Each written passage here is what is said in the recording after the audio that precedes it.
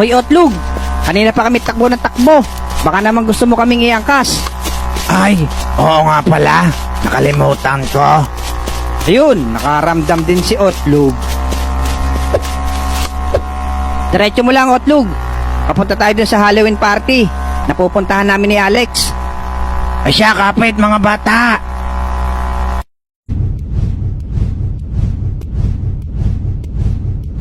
Mare, talagang tinali mo na sa puno para di makaalis ulit Oo Mare, mahirap na. Baka ako saan pa makuha.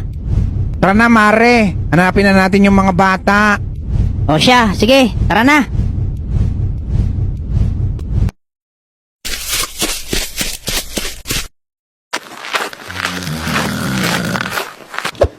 Dito na ba yon, Bogart?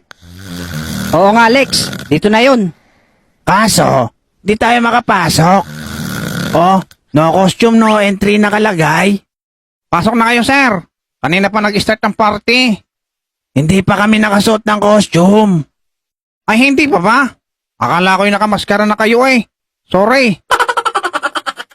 Aba, nangaasar pa si Manong Guard. Ikaw nga, kamukha mo si Smegul. Pero buti na lang mga bata, ready ako. Nakapagdala ako ng pamalit. Yun, buti na lang may pakinabang si Otlog. Okay, pagbilang ko ng 3, magpapalit na tayo ha. 1, 2, 3. Wow, bagay na bagay sa'yo suot mo, Bogart. Ang pogi mo.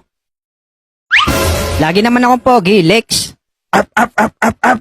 Thank you for the rose. Itong outfit ko, kamusta mga bata? Nako, Otlog. Mukha kang talong na nabulok. Buisit ka talaga, Bogart. Tara na, pasok na sa loob. Thank you for the rose.